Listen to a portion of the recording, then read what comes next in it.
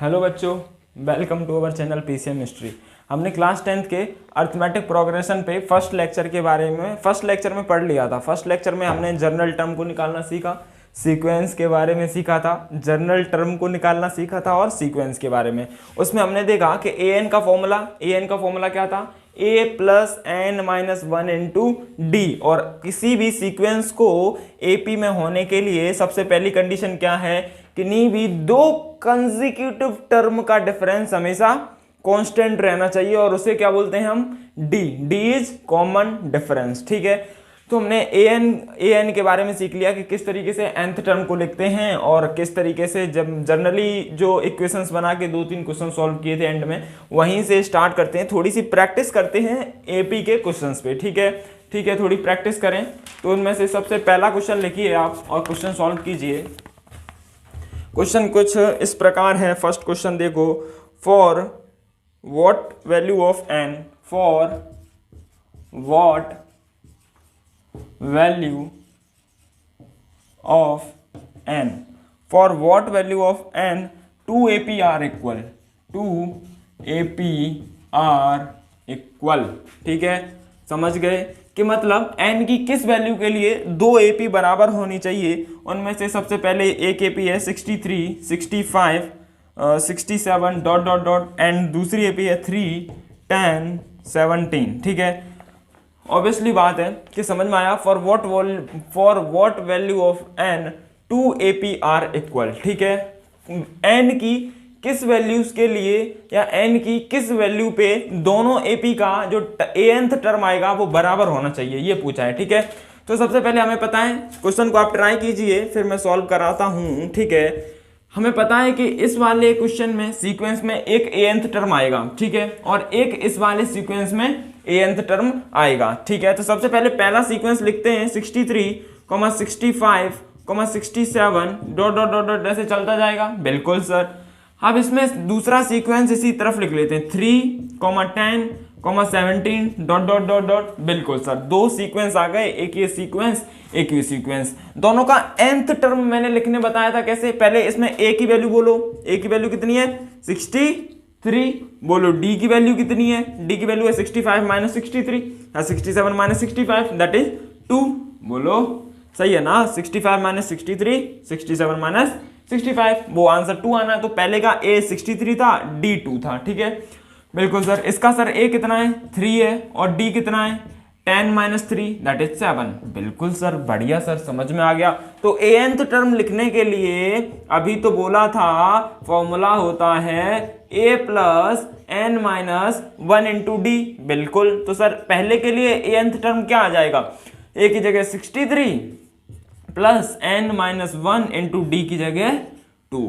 समझ में आ गया, बढ़िया सर, समझ में आ गया यहाँ तक। सर सेकंड के लिए a डैश nth मान लो, क्योंकि a n मान लेंगे तो अलग बात है। a डैश मान लिया हमने, nth टर्म लिखेंगे तो इसका क्या, a plus N minus one into d. a की वैल्यू कितनी 3 प्लस एन माइनस 1 इंटू 7। सही बात सर।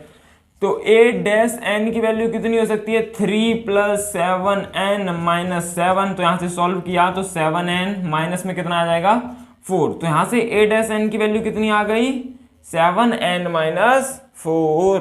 यहाँ से an की वैल्यू कैलकुलेट करोगे तो कितनी आ जाएगी, ये 2n माइनस 2, तो यहाँ से आ जाएगा 2n प्लस 61।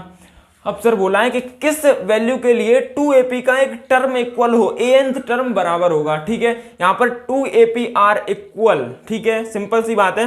तो 2AP आर इक्वल में कई बुक्स में लिखा हुआ है 2APs are equal, RD Sharma में भी यही लिखा है 2AP आर इक्वल, लेकिन इस क्वेश्चन में चेंजेस होने चाहिए। यहाँ पे बोलना चाहिए कि for what value of n two term of both APs are equal, मतलब कौन सा टर्म दोनों AP का बराबर होगा, ये क्वेश्चन होना चाहिए। ये क्वेश्चन डिफरेंट है, जो लैंग्वेज है ये गलत लैंग्वेज लिखी हुई है बुक्स में। 2APs आर इक्वल, इसका मतलब ये नहीं है कि दोनों AP बराबर है ना, इसमें बोलना चाहिए कि दोनों AP का कौन सा टर्म बराबर होगा। ठीक है, तो वही टर्म हम निकाल रहे हैं। तो हमने मान लिया nth टर्म दोनों AP का क्या होगा, बराबर होगा, क्योंकि हमने nth टर्म इसमें निकाल लिया, nth टर्म इसमें निकाल लिया। हम ऐसे डायरेक्टली तो बोल नहीं सकते कि सर इसका फर्स्ट इसका सेकंड बराबर होगा, इसका थर्ड इसका फोर्थ, ऐसे तो नहीं बोल सकते। हमने मान लिया कि सर इस AP का nth टर्म और इस AP का nth टर्म बराबर हो जाएगा। ठीक है, तो सर इस एपी का nth टर्म कितना आया 7n माइनस 4, इस एपी का nth टर्म कितना आया 2n प्लस 61। अब सर बराबर होना है तो इन दोनों को क्या करना पड़ेगा, बराबर रखना पड़ेगा। हाँ सर, तो इसे बराबर रखते हैं ऊपर की तरफ, ठीक है। एक सेकेंड आप समझिए कि बराबर कैसे रखना है, तो वो समझो। सबसे पहले एक एपी का 2n प्लस 61 बराबर किसके रखना पड़ेगा, 7n माइनस 4 के। हाँ सर, तो 2n को इधर ले जाएंगे तो 7n माइनस 2n कितना बचा, और 4 को इधर लेके आएंगे तो 61 plus 4 is equals to 7n minus 2n। सही बात, 7 में से 2 गया, 5n बच गया इज इक्वल्स टू 61 प्लस 4 कितना हो गया, 65 हो गया। तो n की वैल्यू कितनी आ जाएगी 1, और यहाँ से 65/5 आ जाएगा 1, और अब 1 बचेगा तो 5 3 15। मतलब सर कि 13th टर्म होगा जो इस एपी का 13th टर्म और इस एपी का 13th टर्म हमेशा कैसे आएगा, बराबर आएगा। सर हम चेक कर सकते हैं अपना क्वेश्चन। हाँ, तो यहाँ पे 13 की वैल्यू पुट करो। यहाँ पे 32 जा 13 दूनी 26, तो 61 प्लस 26 आंसर कितना आया, 6 और 1 7, 6 और 2 8, 87। ठीक है, यहां पर पुट करो 13th, तो 7 इंटू 13 माइनस 4, तो 13 सत्ते 91, 91 माइनस 4 कितना आएगा 87। क्या दोनों का टर्म बराबर आया है, बिल्कुल, इसका मतलब हमारा आंसर सही है। तो सर इस क्वेश्चन में पूछा था कि कौन सा टर्म एपी का बराबर होगा, तो इस एपी का 13 और इस एपी का 13 टर्म बराबर होगा। तो इस क्वेश्चन में हमें समझ में आया कि सर जब टर्म पूछे जाएं कि टर्म कौन सा बराबर होगा तो यूज करेंगे क्या, सबसे पहले nth टर्म को मान लेंगे कि सर nth टर्म बराबर होगा, फिर nth टर्म को निकालने के बाद दोनों को बराबर रख देंगे, n की वैल्यू आ जाएगी। ठीक है, यहां पर समझ में आया कि सर आपके पास n की वैल्यू 13 आ गई। अगर मान लीजिए सर ये 65 की जगह 64 हो जाता, ठीक है 64 हो जाता, मान लो किसी क्वेश्चन में हो गया और डिवाइडेड बाई 5 लग गया। ठीक है, अब डिवाइड करेंगे तो आंसर आएगा 1 और ये 5 2 जा 10.8, 12.8 के आसपास आंसर आया। सर क्या दुनिया में हमने सुना है कि फर्स्ट टर्म होता है, सेकंड टर्म होता है, थर्ड टर्म होता है, फोर्थ टर्म होता है, 8th टर्म होता है, 12th टर्म होता है, 13th टर्म होता है। क्या सर ऐसा भी हो सकता है कि 12.8th टर्म, ये तो पॉसिबल नहीं है। ऐसा सुना है कि 1.5वां टर्म ले लो, 1.5वां नहीं, या फर्स्ट टर्म लेंगे, सेकंड टर्म लेंगे, थर्ड टर्म लेंगे, 7.5th टर्म तो नहीं हो सकता। मतलब n की वैल्यू क्या होनी चाहिए, इंटीजर, पॉजिटिव इंटीजर होनी चाहिए, 1 2 3 4 5। अगर ऐसी कोई भी वैल्यू आ रही है तो हम बोलेंगे इन दोनों एपी में कोई सा भी टर्म बराबर नहीं आएगा। ठीक है, समझ लेना कि अगर n की वैल्यू पॉजिटिव इंटीजर नहीं आ रही है, कोई पॉइंट में वैल्यू आ रही है, तो उसका मतलब सिंपल सा होगा कि उन दोनों एपी में कोई भी बराबर टर्म नहीं है। तो नीचे लिख दिया जाएगा these two APs have not any equal terms. ठीक है, यहां पर अपनी इंटीजर आया 13, तो हमें समझ में आया कि 13th टर्म दोनों एपी का बराबर होगा। ठीक है, नोट कीजिए, अगला क्वेश्चन करते हैं।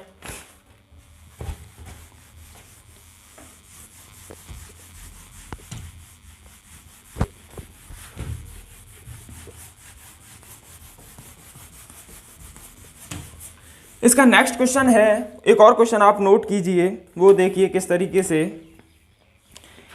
से दे रखा है। वो क्वेश्चन है देखो इस तरीके से। ठीक है, बिल्कुल, क्वेश्चन लिखिए आप, sum of 5th and 9th term of an AP is 72, like 72, बिल्कुल, and sum of 7th and 12th term is 97, बिल्कुल। अब बताना है फाइंड एपी बतानी है। सर जब ए दिया होता था, डी दिया होता था, तब आपने बोला था कि सर ए में डी जोड़ते जाओ, तो अपने पास फाइनली मिल जाएगा। ठीक है सर, अब इसमें तो सर ए नहीं दे रखा है, तो क्या करें सर, ए भी नहीं दे रखा, डी भी नहीं दे रखा, इसका मतलब है सर हमें ए या डी कुछ ना कुछ तो निकालना पड़ेगा। बिल्कुल सही बात है। तो एक बात बताओ कि हमें ये दे रखा है कि 5th टर्म दिया है और 9th टर्म का सम। ठीक है, मतलब A5 plus A9 is equals to कितना दे रखा है 72, राइट है ना, 72, बिल्कुल। और A7 प्लस A12 कितना दे रखा है 97। अब ये दोनों चीजें हमें केवल क्वेश्चन में गिवन है, और मैंने बोला था जब भी टर्म की बात आ जाएगी तो फॉर्मूला क्या लगाएंगे, a plus N minus one into d, और मैंने इनको डायरेक्टली लिखने को बताया था कैसे, अगर 5 है तो क्या लिख लेंगे a प्लस 4d, सही बात, ये है तो a प्लस 8d, ये डायरेक्टली लिखना बोला था, बताया था ना पिछले लेक्चर में 72। इसको कैसे लिखेंगे a प्लस 6d, इसको लिखेंगे a प्लस 11d और इज इक्वल्स टू 97। बढ़िया सर, मजा आया। तो इस इक्वेशन को सॉल्व किया तो a plus a 2a plus 8d plus 4d 12d is equals to 72। ठीक है, इस इक्वेशन को सॉल्व किया तो a 2a plus 17d is equals to 97। ठीक है, बिल्कुल सर। अब एक इक्वेशन ये है, एक इक्वेशन ये है, दो इक्वेशंस, दो वेरिएबल सॉल्व किए जा सकते हैं, दो तरीके, एलिमिनेशन या फिर इनमें से किसी एक की वैल्यू उठा के इसमें रख दो। तो मान लो इस इक्वेशन को इसके नीचे ले आए, 2a plus 17d is equals to 97, equation number 2। घटा दें क्या, इसको घटाते ही साइन कैसे हो जाएंगे, उल्टे हो जाएंगे। तो 2a में से 2a गया, कहानी खत्म। 12d में से 17d गया तो माइनस का 5d, और 72 में से माइनस 97 गया तो माइनस का तो आएगा, 7 में से 2 जाएगा 5 और 9 में से 7 जाएगा 2। समझ गए, दोनों इक्वेशन सॉल्व करने के बाद माइनस माइनस क्या हो गया, प्लस हो गया। तो सर डी की वैल्यू तो यहाँ से 5 आ गई सर, बढ़िया सर, मजा आया सर कि डी की वैल्यू कितनी आ गई, 5। सर हमें डी की वैल्यू पता चल गई, अगर एक ही और पता चल जाए तो क्या क्वेश्चन बहुत आसान हो जाएगा। हाँ सर, डी की वैल्यू यहाँ पे पुट कर दो, किन्हीं एक इक्वेशन में से, या इसमें पुट कर दो या इसमें पुट कर दो। तो डी की जगह 5 पुट करेंगे तो 17 into 5 85 plus 2a is equals to 97। जब 85 में से 97 में से 85 जाएगा तो कितना बचेगा, 7 में 5 गया 2 और 9 में से 8 गया 1 इज इक्वल्स टू 2a। तो a की वैल्यू यहाँ से कितनी आ गई, 6। a की वैल्यू कितनी आ गई, 6। सर a भी हमें पता चल गया 6 आ गया, और D भी हमें पता चल गया कितना आ गया, 5। ठीक है, तो AP बनाने में कोई दिक्कत नहीं है।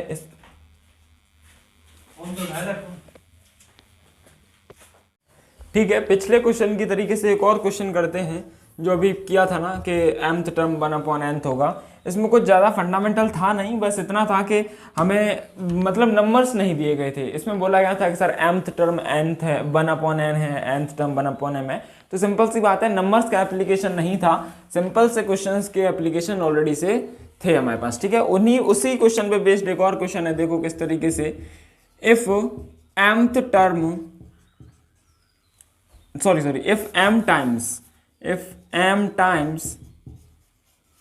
if m times mth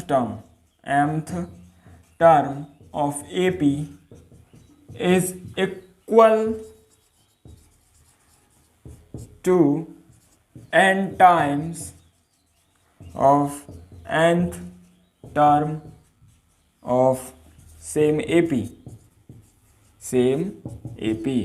so that का मतलब क्या होता है, प्रूफ करना है। so that m plus nth term जो होगा वो 0 होगा।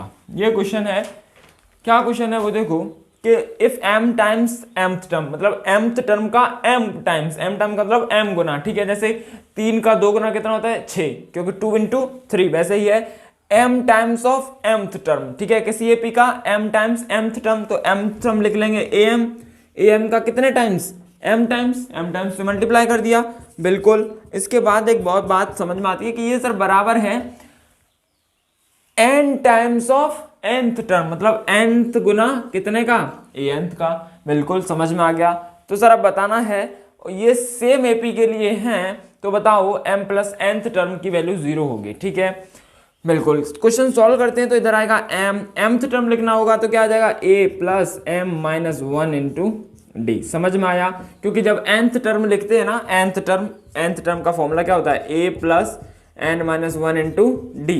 तो mth टर्म के लिए n की जगह क्या आ जाएगा, m, तो n की जगह क्या पुट कर दिया, m, तो m माइनस 1 इंटू डी। ठीक है, अगर mth टर्म लिखना है तो nth टर्म लिखना होता तो यहाँ पे n आता, mth लिखना है तो n की जगह पे क्या आ जाएगा, m, इसके बाद क्या, n, और यहाँ पर nth टर्म लिखना है तो क्या, a plus n minus 1 into D. ये तो सबको पता है कि nth टर्म इस तरीके से लिखा जाएगा। बिल्कुल, m का अंदर मल्टीप्लाई करेंगे आंसर आएगा एम ए प्लस इसका इसमें किया m square minus m d, right. ये वाला समझ आया, एम ए इसका इसमें किया तो एम स्क्वायर इंटू डी आ जाएगा, ठीक है, क्योंकि इस डी का भी अंदर मल्टीप्लाई होने वाला है, बिल्कुल। इसको इधर करेंगे तो एन का इसमें किया एन ए प्लस, फिर इसका देखो इधर मल्टीप्लाई होने के बाद n d minus d already से बन चुका है, फिर इस एन का मल्टीप्लाई होगा, बिल्कुल, तो क्या हो जाएगा n square d minus n d. क्या बढ़िया बात, बढ़िया सर। इधर क्या आया एम ए, इधर आया एन ए, ठीक है, इधर आया एम स्क्वायर डी, इधर आया एन स्क्वायर डी, इधर आया एम डी, इधर आया एन डी, ठीक है। सब कुछ उधर ले चलते हैं, इधर आया m a minus n a, या उधर की जितनी भी चीज़ें वो सब इधर ले आओ, m a minus n a, और ये क्या था m square d minus n square d, ठीक है, और उसे भी इधर ले आओ तो माइनस एम डी और ये प्लस एन डी। सही बात है, कैसे हुआ समझो, एम ए था, एन ए को इधर लेके आए तो प्लस का है, इधर आएगा माइनस का एन ए, इधर एम डी स्क्वायर लिख लिया, एन स्क्वायर डी था, ये प्लस का था, इधर आएगा माइनस का, minus n square d, minus m d लिख लिया, ये माइनस का एन डी था तो इधर आएगा प्लस का एन डी, ठीक है, समझ में आ गया। बिल्कुल, आगे सॉल्व करें, बिल्कुल सॉल्व करते हैं, एक सेकेंड बस, आगे सॉल्व करना ही तो है, ठीक है सर। आगे सॉल्व करने के लिए यहाँ से समझ में आया, एक बात बताओ, ए को यहाँ से कॉमन ले सकते हैं पहले दोनों टर्म से, क्या ए को कॉमन ले लिया जाए, बिल्कुल, तो यहाँ पे बचा sir m minus n into a, यहाँ से किसको कॉमन ले लिया, a को, क्योंकि सर a इसमें भी और a इसमें भी है, तो m माइनस एन इंटू ए आ गया। यहाँ से d कॉमन ले सकते हैं, बोलो हाँ सर, तो plus m square minus n square into d, यहाँ से क्या कॉमन ले लिया d, क्योंकि d इसमें भी था इसमें भी था, यहाँ से भी d कॉमन लिया जा सकता है। लेकिन अब एक बात बताओ, अगर प्लस का d ले लिया तो माइनस एम प्लस एन बचेगा, देखो प्लस का d कॉमन लिया है तो माइनस का m बचेगा और प्लस का n बचेगा, और माइनस का d कॉमन लेने पे साइन उल्टे घूम जाएंगे, ये m माइनस वाला किसका हो जाएगा, प्लस का, n प्लस वाला किसका हो जाएगा, माइनस का। सर हम माइनस का ले क्यों रहे हैं, हम माइनस का m ले लें, क्योंकि हमारे पास हर एक में m किसका है, प्लस का है, तो इनका कुछ तो यूज होगा, तो हमें m किस में बनाना है, प्लस का, तो माइनस का d कॉमन ले लो, तो माइनस का d कॉमन ले लिया, अंदर बचा m minus n is equals to 0। सही बात, बिल्कुल सर। अब ये बात, तो ये a square minus b square का जैसा बन गया, a square minus b square का मतलब क्या होता है, a minus b into a plus b. सही बात, तो इसको लिख लो m minus n into m plus n into d minus d into m minus n is equals to 0, और ये m माइनस एन कुछ मुझे कटते हुए नजर आ रहा है, क्या यहाँ से m माइनस एन, यहाँ से m माइनस एन, यहाँ से m माइनस एन, तीनों जगह से m माइनस एन कॉमन आ जाएगा, देखो m माइनस एन तीनों जगह से कॉमन आ गया, अंदर क्या बचा a प्लस, ये बचा m plus n into d minus d. क्या सही बात है, इक्वल्स टू 0। क्या ये m माइनस एन यहाँ से कट गया, m माइनस एन इधर आ गया, ये माइनस डी बच गया, देखो यहाँ से m माइनस एन गया तो d बचा, यहाँ पर m माइनस एन गया तो m plus n into d बचा, यहाँ से m माइनस एन बच गया तो 1 बच गया, ठीक है, बिल्कुल। अब हमारे पास दो चीजें समझ में आ गई कि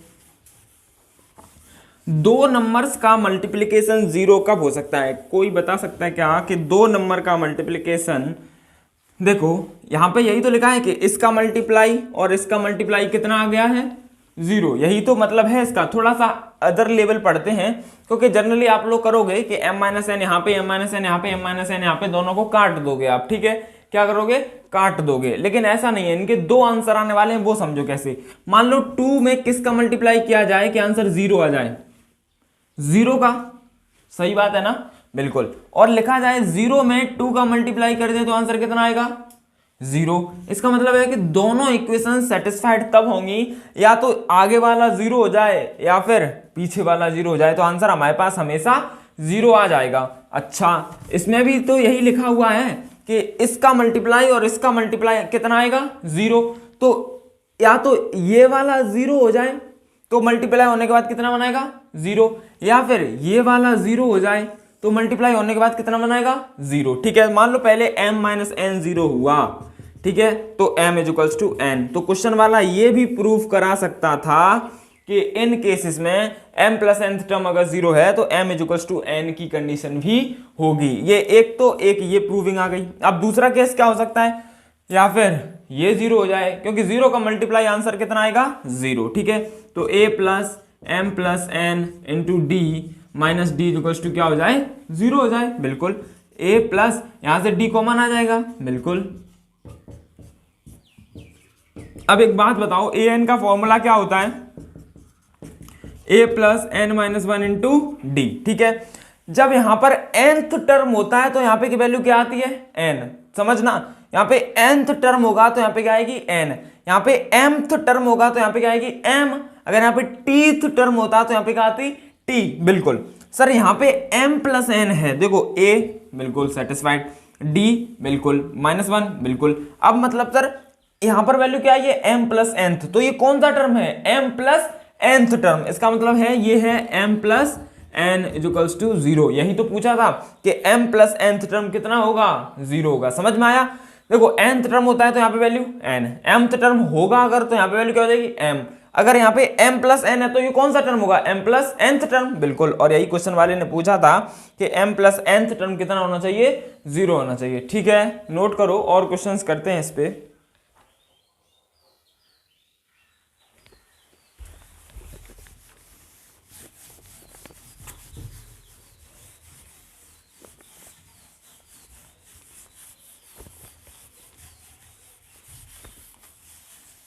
थोड़ी सी इस पे और चर्चा करते हैं, एक दो क्वेश्चन। तो एक क्वेश्चन और लिखिए इसी में, क्या है, इफ pth टर्म, कौन सा टर्म, pth टर्म एंड, मान लो if pth qth and rth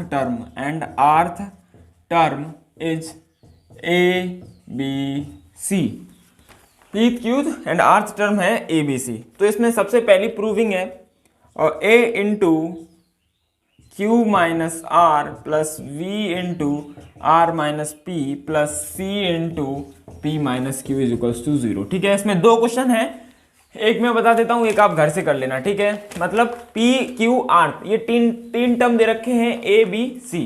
तो इसमें बताना है a into Q minus r, b into are minus p, c into P minus q की वैल्यू 0 होगी। ठीक है, तो सबसे पहले समझ में आया कि सर p टर्म दे रखा है, q टर्म दे रखा है, r टर्म दे रखा है, तो पहले इनको लिख लिया जाए। हाँ सर, a की वैल्यू क्या आ जाएगी, a plus p minus 1 into D आएगी या नहीं आएगी, ये बताओ। nth टर्म जब होता है, कौन सा टर्म, nth टर्म, तो a plus N minus one d लिखते हैं ना। हाँ, अगर pth टर्म होगा तो a plus p minus one into D लिख लेंगे, और यहां पर क्या आ जाएगा, a, क्योंकि ये दे रखा है a। बिल्कुल, ऐसे ही b की वैल्यू कितनी आ जाएगी, a plus q minus 1 into D. ऐसे ही c की वैल्यू क्या आ जाएगी, a plus r minus 1 into D. क्या तीनों की वैल्यू समझ में आई है, बिल्कुल आई है। अब इन तीनों की वैल्यू यहाँ पे पुट करो, a की यहाँ पे, b की यहाँ पे, c की यहाँ पे। ठीक है, थोड़ी सी मैं जगह के लिए एक छोटा सा इधर लिख लेता हूँ, ये छोटा छोटा। तो यहाँ पर सबको समझ में आया कि सर a की वैल्यू आई थी a plus p minus 1 into d. ठीक है, ये ए डी कैपिटल मान लो, क्योंकि ऑलरेडी से ए हमें गिवन है। ठीक है, तो फर्स्ट टर्म हम एक स्मॉल मान लेंगे तो कंफ्यूजन हो जाएगा, कौन सा ए था कौन सा ए था। तो ये तो ए गिवन है, और ये ए और डी कैपिटल मान लिया हमने अपनी तरफ से। ठीक है, किसी ए पी है उसका ए फर्स्ट टर्म है और डी कॉमन डिफरेंस है। ठीक है, ऐसे ही बी की वैल्यू आई तो A plus Q minus 1 into D. बिल्कुल, सी की वैल्यू आई तो A plus R minus 1 into D. समझ लेना कि ये बड़ा क्यों माना है, क्योंकि अगर हम यहाँ पर भी छोटा ए मान लेंगे तो इन ए में और ए में कोई फर्क मालूम ही नहीं होगा। बिल्कुल, तो इस वजह से हमने बड़ा ए मान लिया, लेकिन है तो दोनों अलग है। ये क्या है, ए, ये पी वाला टर्म है ए, और यहाँ पर क्या लिखा जाता है, फर्स्ट टर्म। ठीक है, तो हमने अलग अलग मान लिया, ये कैपिटल ए, ये स्मॉल है। ठीक है, तीनों की वैल्यू आ गई हमारे पास, तीनों की वैल्यू इसमें पुट करो, ए बी सी। तो सबसे पहले पुट किया ए की value, a plus p minus 1 into D into Q minus r. बिल्कुल, यहाँ पर पुट किया तो v की जगह क्या पुट करेंगे, a plus Q minus 1 into D into are minus P plus a plus R minus 1 into D into P minus Q. सही बात है, बिल्कुल। तो सबसे पहले अब इसका मल्टीप्लाई इसमें करो, तो a into Q minus R, सही बात, बिल्कुल। फिर इसमें करेंगे तो plus d into Q minus R into P minus 1। बिल्कुल, जब इसमें करेंगे तो a into are minus P, सही बात है। हाँ, जब इसका इसमें करेंगे तो d into are minus P into Q minus one. ये समझ में आया कैसे? पहले इसका इसमें किया, बिल्कुल, फिर इसका इसमें किया, ठीक है, ऐसे ही सब में कर रहे हैं। Plus A into P minus Q plus D into are minus one into P minus Q. थोड़ी सी जगह कम है, देख लेना, समझ लेना थोड़ा सही तरीके से। देखो ए वाले टर्म को अलग ले लो, ए वाला ये टर्म है, ए वाला ये टर्म है, ये मल्टीप्लाई थोड़ा ध्यान से करना। पहले क्यू माइनस आर का ए में किया तो क्यू माइनस आर इंटू ए, फिर क्यू माइनस आर का इतने पूरे में किया तो क्यू माइनस आर इंटू ये पूरा लिख लिया, ठीक है, ऐसे ही सब में किया है। तो ए वाले टर्म देखो, ए वाला एक टर्म ये है, ए वाला एक टर्म ये है, ए वाला एक टर्म ये है, तो इनसे ए को कॉमन ले लें, बिल्कुल। अंदर पहले क्या बचा? क्यू माइनस आर, प्लस दूसरे में क्या बचा? आर माइनस पी, प्लस तीसरे में क्या बचा? पी माइनस क्यू, ठीक है, बिल्कुल, ठीक है। ये ए वाला टर्म लिख लिया यहाँ पे, प्लस अब डी वाला देखो, डी कॉमन ले लो यहाँ से, डी वाला टर्म, ये डी वाला टर्म, ये डी वाला टर्म, ठीक है। तो डी को कॉमन ले लिया, अंदर क्या बचा? Q minus R into P minus one, ठीक है, ये बच गया, plus R minus P into Q minus one, ठीक है, यहाँ से कॉमन लिया तो R plus R minus one into P minus Q, ठीक है। थोड़ा सा लंबा क्वेश्चन है ये, देखो आर से आर कट गया, क्यू से क्यू कट गया, पी से पी कट गया, यहाँ पर क्या बचा? जीरो। जीरो का किसी में भी मल्टीप्लाई जीरो, मतलब सर ये तो जीरो हो गया और हमें यही तो जीरो प्रूफ करना है, बिल्कुल, ये जीरो हो गया। अब ये और अगर जीरो हो जाए तो अपना प्रूफ हो जाएगा। अब देखो कैसे, डी को तो बाहर रहने दो, अंदर मल्टीप्लाई करके देखो, तो यहाँ पे क्यू पी माइनस क्यू, पहले मल्टीप्लाई किया तो क्यू पी माइनस क्यू आ गया, फिर इसका किया तो माइनस आर पी, फिर इसका किया माइनस माइनस प्लस आर, ठीक है, ऐसे ही इसमें किया तो आर क्यू, इसका इसमें किया माइनस आर, इसका किया तो माइनस पी क्यू, और ये हो जाएगा प्लस पी। ऐसे ही इसका मल्टीप्लाई करेंगे, ठीक है। अब इसमें देखो कुछ ऐसे ही मल्टीप्लाई करके लिख लेंगे आप, ठीक है। तो इसमें तुम देखोगे ये वाला पी क्यू है, ये वाला पी क्यू है, ये प्लस का है, ये माइनस का है, क्या कट लेगा? बिल्कुल। ये वाला प्लस आर है, ये वाला माइनस आर है, क्या कट लेगा? बिल्कुल। ऐसे ही दो टर्म आगे बनेंगे, वो इन टर्म्स को क्या करेंगे? काट लेंगे। तो फाइनली इसका आंसर भी कितना आना है? जीरो, ठीक है, कैलकुलेट कर लेना। अब जीरो का मल्टीप्लाई किसी में भी करेंगे तो आंसर क्या आएगा? जीरो। तो जीरो प्लस जीरो कितना होता है? जीरो। तो यही तो प्रूफ करना था, a into Q minus r, b into are minus p, c into P minus q equals to zero. इसमें सिंपल सा इतना यूज करना था, पहले पी टर्म था ए, तो ए की वैल्यू लिख ली, a plus p minus one into d, b term लिख लिया, सी लिख लिया, ए बी सी की वैल्यू आ गई, वो पुट कर दी। थोड़ी सी कैलकुलेशन है, बस लंबा है, बाकी का कुछ इसमें ऐसा नहीं है, आप खुद सॉल्व कर सकते हैं, ठीक है, एक बार ट्राई करना। इसमें एक और पार्ट में आपको होमवर्क के लिए दे रहा हूं, सेम क्वेश्चन है, उसमें भी यही वैल्यूज निकाल के आपको पुट करनी है, ठीक है, आप कर लेना, तो आपको प्रैक्टिस हो जाएगी ऐसे क्वेश्चंस की। तो वो देखो एक और क्वेश्चन क्या है, समझो। सेकंड क्वेश्चन इसी का सेकंड पार्ट है, वो फर्स्ट पार्ट था, तो वो लिख लो, a minus V into R plus B minus C into P plus C minus A into Q equals to zero. ये प्रूफ करना है आपको, ठीक है। सेकंड क्वेश्चन आप घर से करके लाएंगे, होमवर्क है ये, आप घर पे करेंगे, ठीक है, साफ कर दें इसको, बिल्कुल, ठीक है। तो हमने काफ़ी प्रैक्टिस कर ली एपी पे, एक आध क्वेश्चन और करते हैं और इस लेक्चर को ख़त्म करते हैं। काफ़ी प्रैक्टिस हो चुकी है एपी पे, ठीक है, बहुत सारे क्वेश्चंस कर लिए। तो वो देखो एक और लास्ट क्वेश्चन है ये, वो समझो क्या है, find weather zero a term of AP 40, 37, 34, 31 इसमें पूछा है कि क्या ये एपी 40, 37, 34, 31 घटती हुई आ रही है? बिल्कुल। क्या इसमें जीरो कहीं आएगा रास्ते में बीच में? देखो पहले 40, 37, 34, 31, फिर आएगा 29, ऐसे घटती हुई जाएगी ना। तो इसमें पूछा है क्या इसमें जीरो आएगा या नहीं आएगा, मतलब हमने मान लिया कि आएगा। ऐसे क्वेश्चन कैसे करने, हमने मान लिया आएगा।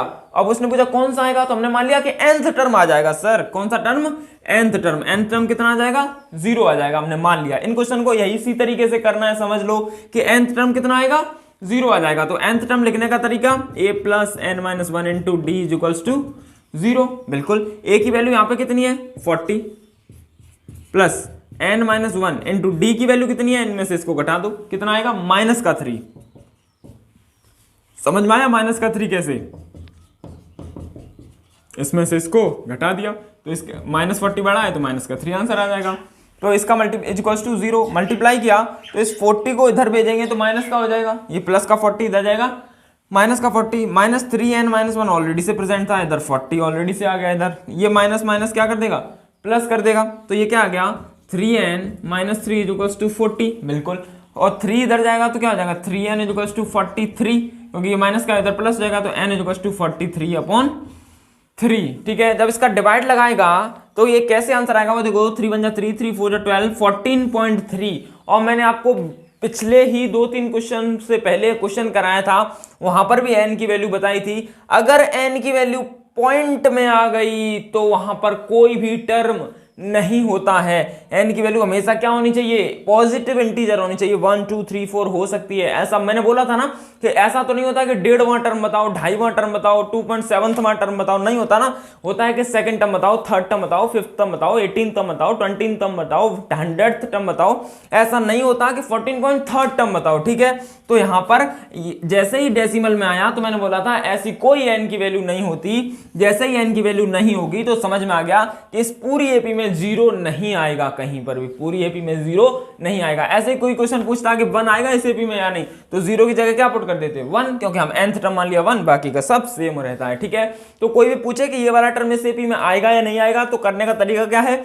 उसे टर्म को ही क्या मान लो, anth मान लो, anth टर्म लिखने के बाद सारी चीजें सॉल्व कर लो। अगर n की वैल्यू इंटीजर में आ जाए, जैसे 1 2 3 4, मतलब पॉइंट में नहीं आए तो ठीक है, अपना सही है, पॉइंट में आ गई तो फिर वो टर्म उस एपी में लाई नहीं करता है। ठीक है, समझ में आ गया। आज इस लेक्चर को यहीं खत्म करते हैं, अगले लेक्चर में हम समीशन के बारे में पढ़ेंगे। ठीक है, तो आज जितना भी पढ़ाया उन सारे क्वेश्चंस को आप एक बार खुद सॉल्व करना, जहां ना समझ में आए दोबारा से देखना, दोबारा से अपने क्लास नोट्स को देखना, फिर सॉल्व करना। ठीक है, एक बार क्लास नोट्स को जरूर पढ़िए, क्योंकि क्लास नोट्स में बहुत सारे क्वेश्चंस आपको कराए जा रहे हैं। ठीक है, बाय, ओके, चलता हूँ, फिर मिलेंगे नेक्स्ट लेक्चर में।